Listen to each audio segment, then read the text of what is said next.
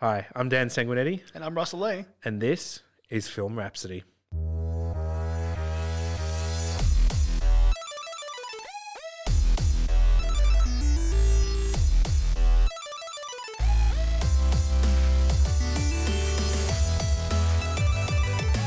In this week's episode, we talk about Lights Canberra Action, one of the biggest events on Canberra's filmmaking calendar. And we speak to some of the players in the game who share some of their experiences at Lights Canberra Action.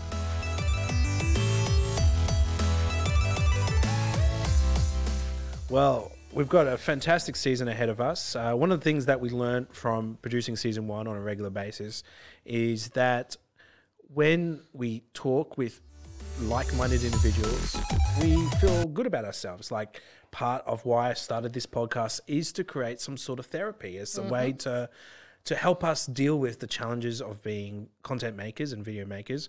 And by having an episode every other week or every week, it's meant that my content has become more regular and more available, which has been a great thing, and a great thing that I am looking forward to continuing with season 2. The show's really become like a filmmaking laxative. It has, in a way, because by talking with some amazing people, as many of those who would have listened to our clip show that we released last week, you would have heard some great insights from a number of different creative people that have been helpful and inspiring to us as filmmakers. And we have more in season 2. So one of the episodes coming up that I really wanted to highlight was we're doing a special episode for International Women's Day on March 6th. I've invited 3 amazing women to come and talk to me and share with me in essentially trying to find a way to better build gender equality on my film sets, and also to share and give advice on how our film community and our film industry can further, I guess, bring that equality line to where it belongs. And then later in the season, I'm going to sit down with a few fellow writers, and we're going to crack each other's skulls open and see what makes us tick. It's going to be a writer's roundtable. It won't make a damn bit of sense, but it will be happening in season 2. We're also going to have Screen Canberra come visit us and have a chat about some of the things that they've been doing over the last couple of years. Can they make the journey? It's not too far away from them? No, look, they've booked their flights, they've organised their accommodation, and the 15 metres they have to walk to the Film Rhapsody studio. I was about to say that's a lot of effort to get away from us. Yeah, but yeah, Screen Canberra will join us later this season, so hopefully, they'll have some amazing things to talk about, and obviously, like, the big thing as well is that this is an agency with 4 women working and helping and developing Canberra's film industry. Also in season 2, we're traveling to the Alice set, Dan's film with me, and we're going to take a look at the next block of filming and preview what's going to be coming up for you. We'll also be talking to Patrick J. Gallagher, or Pat Gallagher, later this season. He was the director on Theatre of the Dead, but he's also a long-time theatre actor and a long-time employee of the Parliament House as well, which we get some insights into his time behind a camera while working with our politicians. And we're also going to be sitting down and speaking with Victoria Fiona Hopkins, screen queen, actress, costume designer, and part of the Alice team. So there's lots of amazing things that we're looking forward to this season, and there's plenty more that we haven't talked about yet. I'm looking forward to it. Hopefully, if all goes well, there will be a weekly episode for us to share and put out there. So Film Rhapsody Season 2. On we go. So this time last year, the 2 of us were busy, hard at work on the Man in the Moon film. What do you remember mostly from that time? I think making a film for Lights Canberra Action is always a difficult and stressful time. I like Lights Canberra Action is the reason why I'm a filmmaker, because of the opportunity that it was to make a film each year. Because there's not a lot of film festivals in Canberra, is there? Well, there was a few little ones, but we're talking 2004. Was Screen Canberra even around? No, see, there was no Screen Canberra. There was like the Filmmakers Network and things like that, but it felt unsupported. It felt unorganized. It didn't seem to be working the way it should be. And so, yeah, pre the creation of Screen Canberra, Lights Canberra Action was the industry. It was the thing that existed, and that was it. And so the first year it came out, I heard about it. I can't remember how I heard about it. I was absolutely wanting to make a film. And so I'd made one, and I mean, I made it on VHS. Yes, in VHS, even Still have my player. early 2000s, but it was a terrible movie. In all, like, I know it's not a thing to put yourself down, but being that it was one of my earliest projects, but it was about a pizza delivery guy who couldn't find the address. But what I tried to do interesting with it was that at the same time there was a rugby game happening, and the idea is that the commentary of the rugby game was commentating his inability to find the address. Did he get tackled in the film? No. So what he does is he scores a try at the end with the pizza box, and so when he opens up the pizza box to the customers, it's destroyed. So that was the film. I reflect on it and laugh now, but this is why it's so important that making a film can really change your life, right? It was shown. There was an out of competition screening because all the films that went through on Lights Camera Action got shown. And because that film got shown, I was like, I want to make another one and another one and another one. And so it was like this, it was this motivation. It was this acceptance as a filmmaker. My film got selected to be shown. It didn't matter. It didn't get selected for anything. It just was on a list. It said Dan Sanguinetti, Last Orders. Lights Camera Action 2004, which it was life-changing, seriously, a life-changing moment.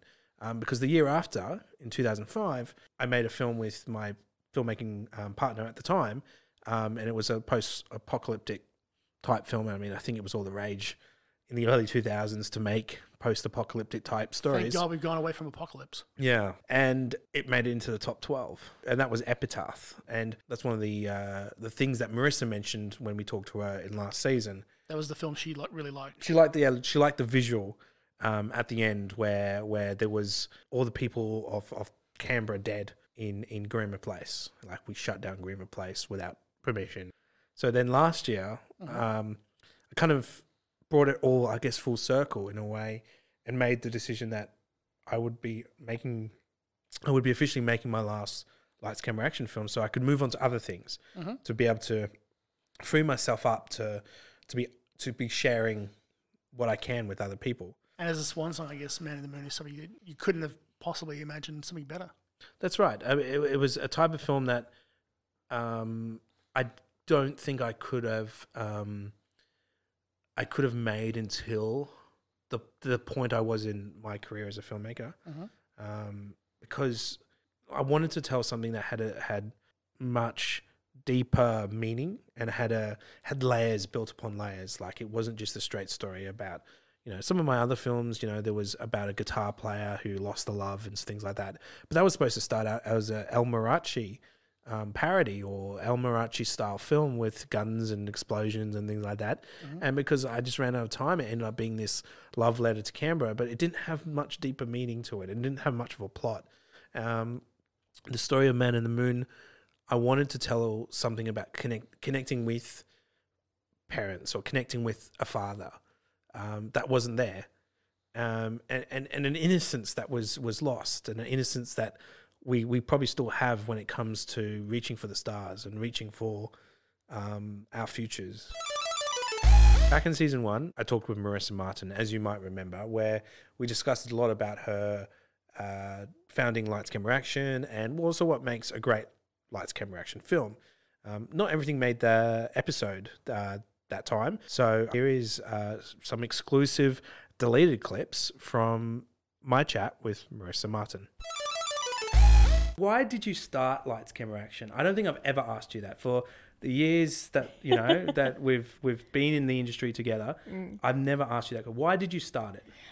We started Lights Canberra Action 16 years ago, and we did it because my then partner and myself had been to the Newcastle Shootout Film Festival, which was this super fun 24-hour filmmaking festival. That was something that the UC kids all did. We all drove to Newcastle for the weekend, made a film from Friday night to Saturday night, and then they would screen them on the Sunday, and you didn't even know if your film was in until it started playing during the show. Oh, wow. So it was absolutely tense, the whole screening. Yeah. So, we absolutely loved this event, and we made the finals 4 times. Never won. But we made the finals 4 times, which was pretty amazing. And at the time in Canberra, there weren't very many short filmmaking festivals. Short filmmaking had only just begun to get cost effective. Video cameras and editing suites and stuff had just started to become affordable for people who were really interested. Before that, it was home videos were 8mm or something, and that's a whole different. Yeah. And there were competitions around that we'd heard about where you could shoot films on 8mm or things like that. But this was sort of the emergence of home video making stuff. And so this was 2003, and the ACT government approached us saying that they wanted, because we'd been running short seasons. Which was another short film festival that was non-competitive and just somewhere for us and our mates and whoever else we could find in Canberra who'd made a short film. The amount of work that goes into them, we wanted to screen them. So short seasons was about that. So the ACT government knew that we were making film festivals, and that we could run one successfully, because we'd been running short seasons by then. And they were like, "Oh, we'd love to have a film festival that's got so that we can see Canberra locations on screen. We want to see Canberra on screen. We want to do it around the Canberra Festival." Which doesn't exist anymore, but at the time was the Canberra Festival was around Canberra Day. Now we have Enlighten, which is basically the same thing, but it's called something different. And they were like, "Do you want to have a think about an event and pitch it to us, and we'll look to make it happen?" And we were like, "Sweet." So we looked at the shootout as our big inspiration, but there were several things that as filmmakers we wanted to be able to do better than shootout does, because shootout is only 24 hours. You have to shoot consecutively in camera. You can't edit outside of camera. It has to be edited in camera.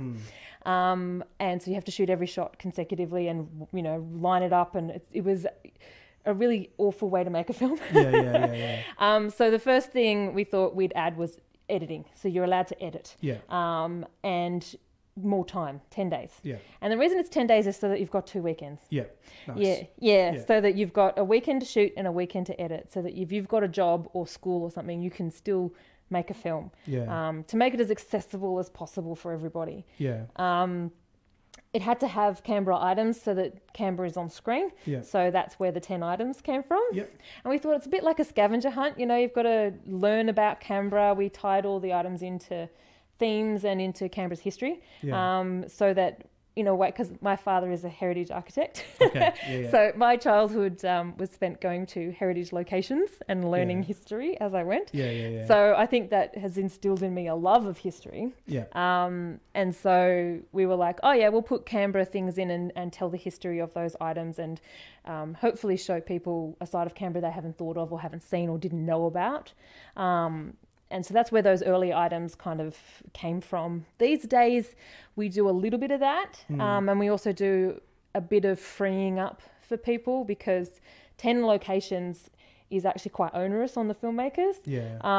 So we now balance it as 5 location-specific items and 5 on-theme items. And you can have up to 5 in photographs. So in essence, you can make a film completely in one room, and still meet all the criteria of having the 10 items.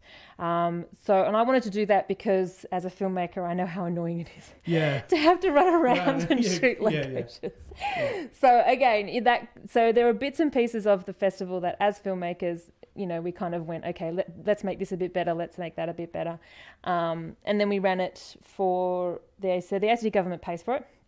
Which is brilliant. And we've been running it for 16 years. So I've been running it on my own for the last 12. It's amazing how important a deadline is. And a deadline that's not too far away. So that when you decide to make a Lights Canberra film, you turn up, get the items, and then really you've got no time to faff about. You kind of either do it or you don't. And you've got a deadline 10 days later. So it's not far enough away that you put off making it until the last minute and then you're like, I can't be bothered. It's right there. You do it or you don't. And a lot of people have said to me that they don't have a lot of time, and this is the only time they make a film, because they know that they can allocate 2 weekends to it, and then it's done, and they've made a film for the year, and they're super happy, and you know, whether it makes it or not, they make a film every year. Yeah. Because it gives them a guide, because they've got a theme, you know, they have to include the items, and that helps them write things. Because if you're given too open a brief, you kind of like, oh, I don't know where to go, where to start. If we give you 10 things and a theme, you've kind of already got a story forming in your brain.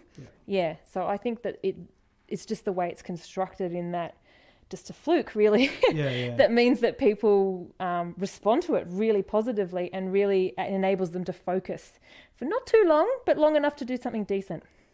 Yeah.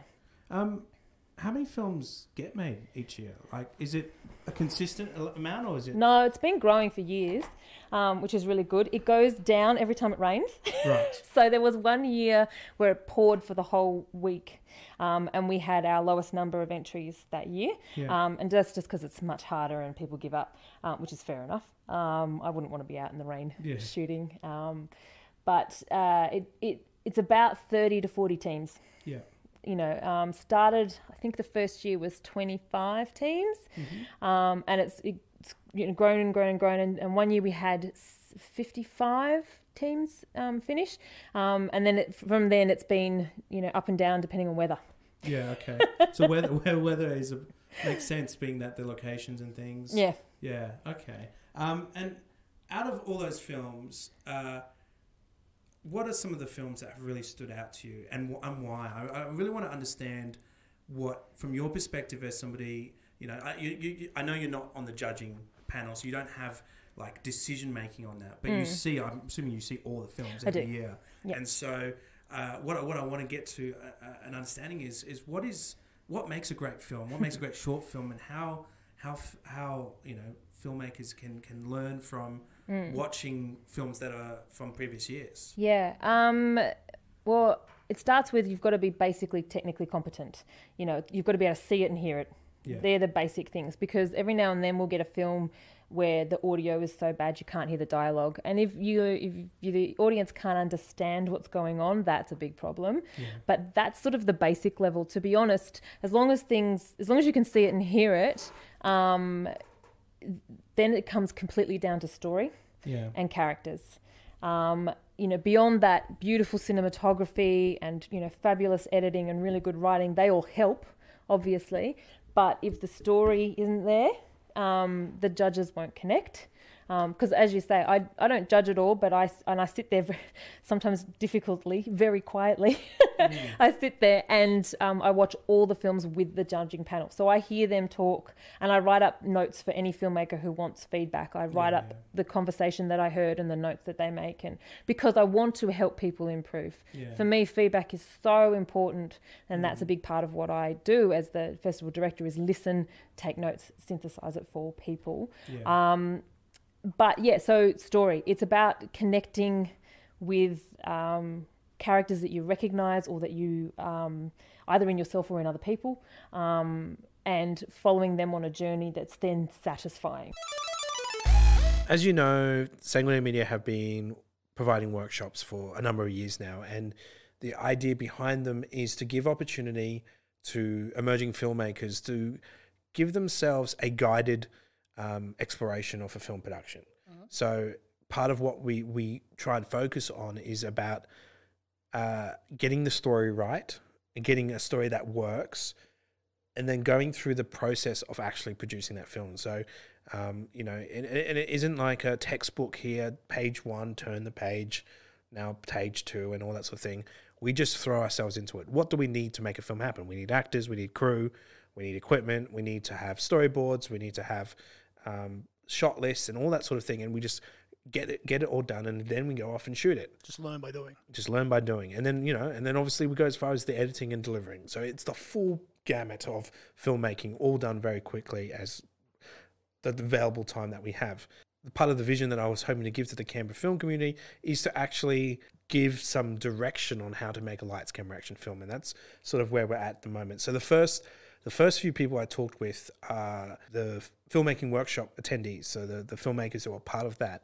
And I asked them a bit about what it's like to have basically planned the film that they're working on. And they've come up with some really interesting ideas. And so, yeah, been a really great experience to give them the chance to explore what they wanted to make for this year's Lights Canberra Action. I'm Matthew Thompson from Canberra, and I'm here to make a film for Lights Canberra Action. My name's James Dyer, and I've just started getting into content creation, making content for social media. My name is Erina. I come from a creative background. My name is Donna Marie Hansen. I am currently studying a PhD in creative writing, and I write science fiction, fantasy, paranormal romance in the long form and short form, as well as some horror. My name is Matthew Farrer.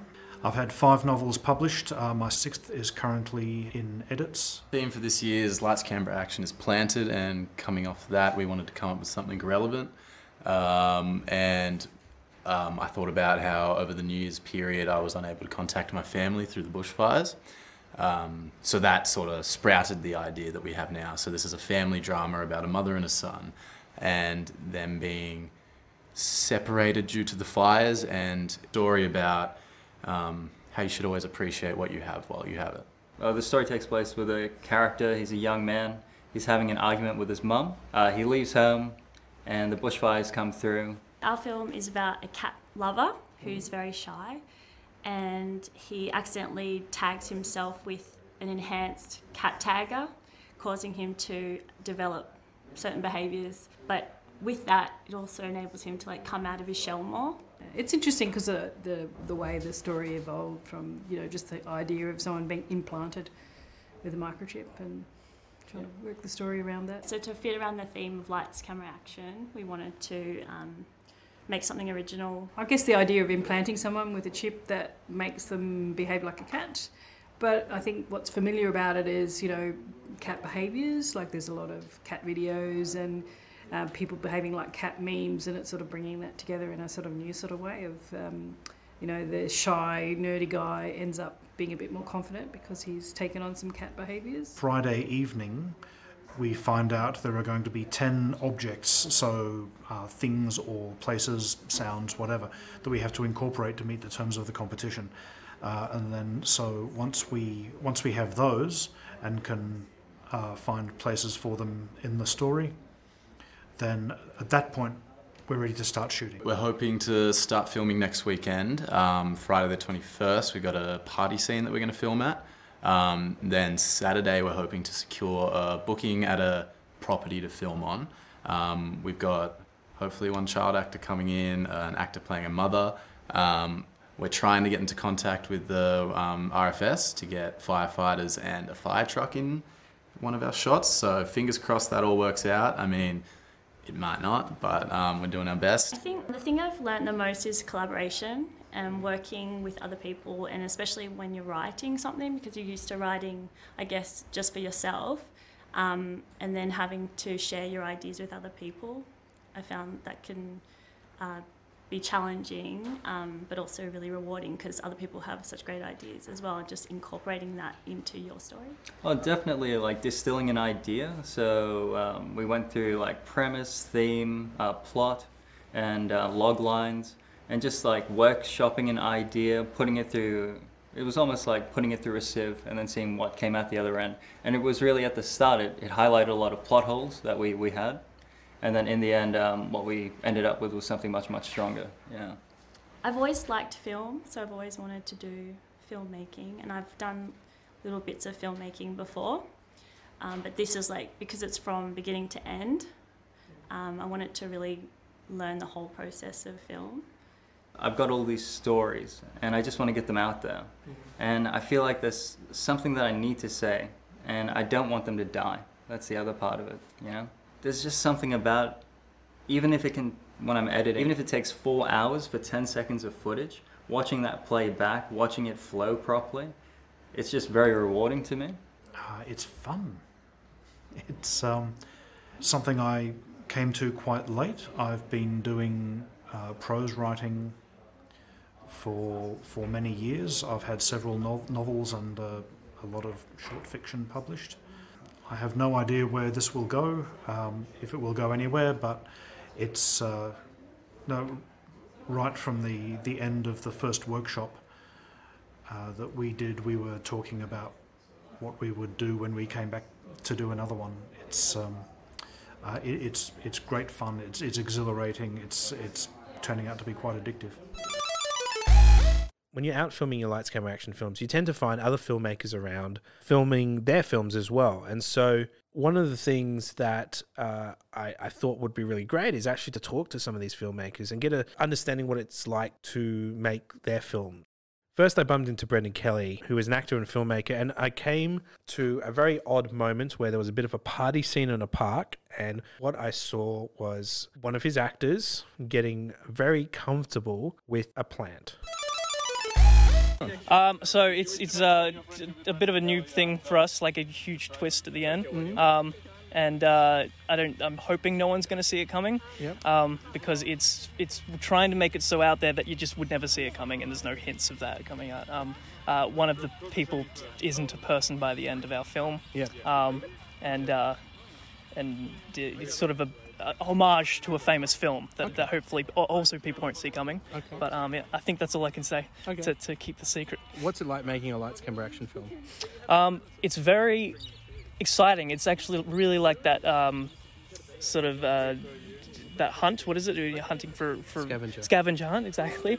Love the scavenger hunt element of it, and also trying to sort of fit a coherent story around that is a really interesting experience. Sort of want to keep it simple, but the items you're putting in it kind of make it more complicated by itself. Yeah. What's been the hardest part of your shoot so far? The hardest part so far, I think, has just been getting people all together on the day that you want them, and keeping it to the time that you need. Because if you're trying to go from location to location, as the kind of event dictates, you need to got to get things done really quick. Another filmmaker that I spent some time on set with is Philip Meadows, who is making a sequel to his top 12 entry, Someone Else's Country. So he's back out in the Canberra bushlands, filming a scene for his entry for this year. My Lights Canberra Action film is Somebody Else's Country 2, which is like a sequel to the film I did last year, which was my first film that I got accepted as part of LCA, first time in the top 12, isn't it? There's 12 of them, right? Yeah.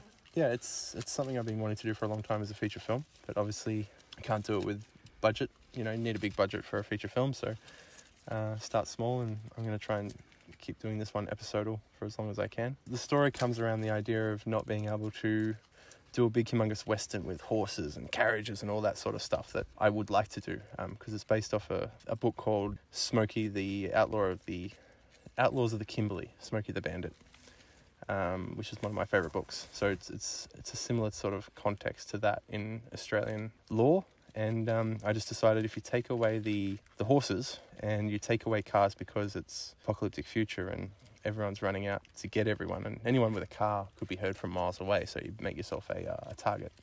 I was writing the film when I was playing DayZ, so a lot of the stuff in the film is actual real events that happened to me playing that video game. So today we're carrying on the story where we come across old Tom, who's chasing down some raiders who have just been to his place, and the main character, Charles, knows old Tom, and they're on their way to Aunt Bessie's, and old Tom dies, so they have to deliver Tom's body to Aunt Bessie, and that's the next stage of this journey. This one's focused more around Peony as the protagonist, as the awesome female sidekick to Charles, who he's graciously picked up. And there's a big juxtaposition in this film with his own daughter, Charles's own daughter, who he left back at home, and the child he now has to he's looking after in this different world. In order to get ready for a film, you have to set dates first. You can't get anyone good working on your film until you've got dates. And then once you've got dates, then you can start collecting all the troops to get in there. I guess creatively, it usually starts with who I'd like to work with. And then I try not to go and get them excited, because you don't want to give people false hope, because I used to do that a lot. Like, I want you to be in my film, it'll be great, blah, blah, blah, blah. And then months and months go by, and then that person no longer is appropriate for the role, because the role has evolved. So it's usually the people that I want to put in my film that's my first motivation. And then my second motivation is towards what sort of story world I'd like to explore. Story worlds is usually my creative process, creating a story world. That's what I like to do. Lights Canberra Action for me has always been an opportunity to network and find more people to work with on films. The best parts of it is we're still small enough to know everyone, and give hugs on set, and it's like a family reunion every time we catch up because we've all got our own lives and it gives us an opportunity to come together. And the final clip I have for you is another deleted exclusive clip from the conversation I had with Hugh Sanderson. And Hugh, being one of the perhaps most successful Lights Camera Action filmmakers, he had a few key tips on what makes a great Lights Camera Action film. But I think these tips apply for all sort of short film as well. So there's two camps. There's the easy stuff and there's the hard stuff. The easy stuff are the checkboxes you can tick that are going to make your life easier at the end of the day. The first is have your script ready well ahead of time. Write at least 2 drafts. Just you want to get it out of your system first, but then you want to actually make sure it's of quality. There are times I wish I'd done more drafts of my own writing, or more than one. I look back now and be like, oh, that's just crap. But that's really important. Like, get other people to read your scripts. Don't hide them from people. I think be ready to share with people you trust, of course. And then when they give you feedback, even if it's harsh, just accept that feedback. It's your job to decide what notes you take on. And yeah, exactly. And one thing that every script editor or producer who gives feedback that I've ever engaged with, they always say at the end of delivering notes, take them or leave them as you see fit. One thing that I also think is important is get another screenwriter working with you. Have more than one person writing a story. Just like there are some things that you'll get so caught up in your own bubble about the story that there may be something not working, you won't recognize that someone else will. And having another screenwriter there to help break that tension, but also bring in a slightly different voice and make sure that you're not getting into, I guess, especially with your characters' voices, monotony and having similar sounding characters. That's really helpful to have. Yeah. And I think on that point as well, it's very easy to get confused by the rules of the competition, like because it sounds like you're supposed to start on day 1 and finish on day 10, and really you can't start production until day 1. So you've got months and months, even a year, to actually develop a great script. And it's definitely not against the rules to do that. It's cameras can't roll before the 10 days begin, but you should be, and this will be another point in a moment, but you should have your script done. You should have everything planned and booked in. You should be rehearsing with your actors before this time begins, so everyone gets there and is actually comfortable and not freaking out. Because they know that they've only got limited amounts of time to do this. Okay, so my next thing in the easy stuff is look, I'm not normally a fan of exposition or montage, or exposition by montage. That being said, it does 2 useful things for a Lights Camera Action film. 1, it sets up your story's world quickly. And 2, it gives a home to some or all of your items. Which is really handy. What that means is you can now spend the other 6.5 minutes of your film just focusing on your character's journey. It sets up your story's world. You do not want to be spending like 5 minutes more of your film world building. That's not how you make a good film, especially in 7 minutes. I wish I rehearsed more with my actors. Character is just critical to good storytelling, period. So taking the time to learn how to work with your actors on this one, building a relationship with them, building trust with them, letting them explore the role and bring their own ideas to the table will make life so much easier on set. You also want to have planned everything. Just plan everything. Be in a position where you could roll cameras immediately after the last item has been announced if you really wanted to. We did that one year. We literally did that one year. We had one of our crew at the announcement desk kind of listing down what they are and texting them to us as we were starting to dress the set. So an hour later, we could start rolling cameras. Trust your team. Holy moly, trust your team. Your cast and crew are there because they are better than you at their jobs. Just let them do their thing. You want to be having fun as well. You don't want to be destroying yourself. Be ready to improvise. Things are going to go wrong. Don't schedule, for example, to finish your edit and export on the same day or an hour before submission. I say that from making that mistake myself.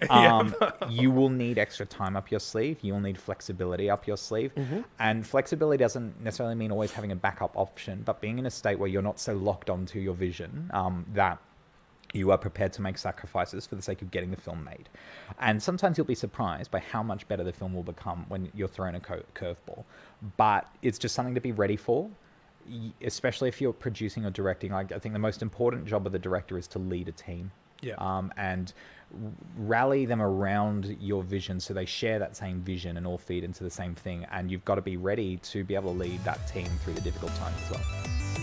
Well, that brings us to the end of the first episode of Season 2 of Film Rhapsody. Make sure you subscribe on your podcast player so you don't miss an episode.